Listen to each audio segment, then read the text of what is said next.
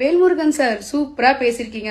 10 மாசம் சுமந்து பெத்த தாய்க்கு தெரியாதா தான் குழந்தைங்க யார் கூட போட்டோ எடுக்கணும், எப்படி எடுக்கணும், எந்த முறையில எடுக்கணும்ட்டு? பெத்த தாய் தகப்பன் பக்கத்துல இருக்காங்க, அவங்களுக்கு இல்லாத அக்கறையா உங்களுக்கு அவ்வளவு பெரிய அக்கறை?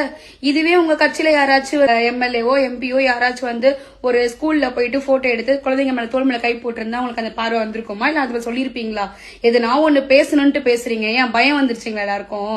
இன்னும் 1 வருஷம் தான் இருக்கு, 6 மாசம் தான் இருக்கு, எதனா பண்ணி ஏதாவது கிரியேட் பண்ணணும்னு சொல்லிட்டு பண்றீங்களா என்னன்னு தெரியல. அவரு கூட போட்டோ எடுக்கணும்ன்ற ஆசையில குழந்தைங்க அன்பா அண்ணனா அப்பாவா நினைச்சு எடுக்கிறாங்க. அவரும் தான் குழந்தைங்க என் பசங்க என் தங்கச்சிங்கன்னு தான் நினைக்கிறாரு. எங்க எல்லாருக்குமே விஜய் அண்ணானா பிடிக்கும். மோஸ்ட்லி பெண்கள் எல்லாருக்குமே தளபதி மேல அவ்வளோ ஒரு மரியாதை. எங்களுக்கு பாதுகாப்புக்காக தான் தளபதி வர வைக்கணும்னு நாங்க ஆசைப்படுறோம். அப்படி இருக்கிற பாதுகாப்பு தலைவரையே நீங்க வந்து தப்பா பேசுறீங்க. இது ஒண்ணு கட்சி மீட்டிங்கோ இல்ல மாநாடோ இல்ல வேல்முருகன் சார், இது ஒரு காமன் மீட்டிங்.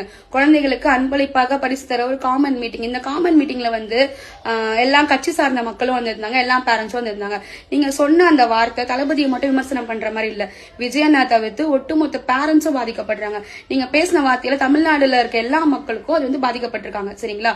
அப்ப உங்க கட்சியில இருந்து நிர்வாகிகள் மகளிர் அணிலா இருப்பாங்க பாத்தீங்க, அவங்க அப்படி தப்பா தான் பாப்பீங்களா? உங்க கட்சியில எல்லாரும் தங்கச்சியாவோ அக்காவை பார்க்க முடியாது, எல்லாரும் தப்பான பார்வையில தான் பாப்பீங்க கட்சி குழந்தைங்க எல்லாம்? சொல்லுங்க. நீங்க பேசின வார்த்தை உங்களோட கட்சியை அழிவுபடுத்துற மாதிரி நீங்க பேசிருக்கீங்க. இதனால நீங்க கண்டிப்பா பதில் சொல்லிதான் ஆகணும்.